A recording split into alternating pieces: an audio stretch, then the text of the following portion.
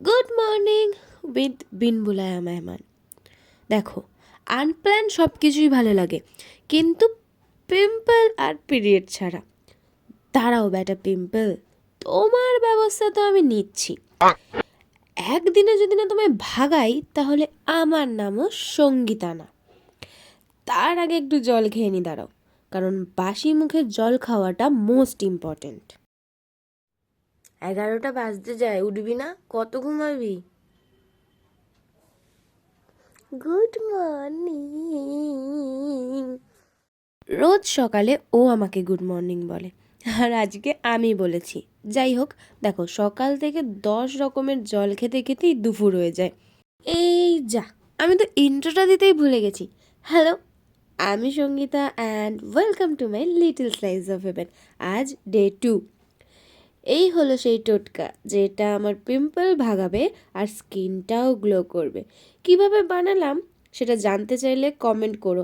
ঘরোয়া পদ্ধতিতেই বানিয়েছি, আর এটা বিশ্বাস করো অনেক কাজের, আর পিম্পলকে 2 দিনের মধ্যেই ভাগিয়ে দেবে। বলেছিলাম না, আনপ্ল্যান সব কিছু ভালো লাগে, স্পেশালি ঘুরতে যাওয়া।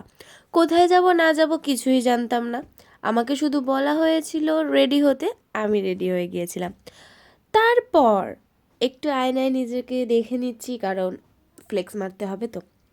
যাই হোক, ট্রেনে করে চলে গেছিলাম হাওড়া। কিসে করে? ট্রেনে।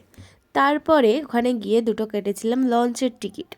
লঞ্চের দিকে যেতেই দেখি লঞ্চটা আমার জন্য দাঁড়িয়ে আছে, কিন্তু তারপরে আমাকে না নিয়ে চলে গেল।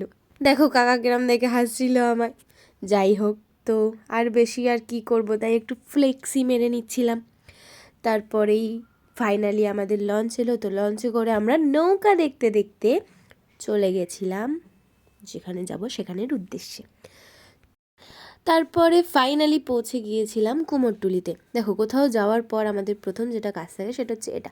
চা খেতে খেতে গঙ্গার ধারে বসে একটু গপ্প করছিলামই, তখনই আমাদের কাছে আসে একটা বনু। মানে এখানে অনেকেই বাচ্চারা থাকে যারা পেন এরকম বিক্রি করে, তো সেও এসে আমাদেরকে পেন বিক্রি করছিল, তো আমি তার থেকে 2টো পেন নিয়েছিলাম। আর কুমোরটুলি যাবার লালু ভুলু স্পেশাল ঘুগনি খাবো না তা কী করা হয়?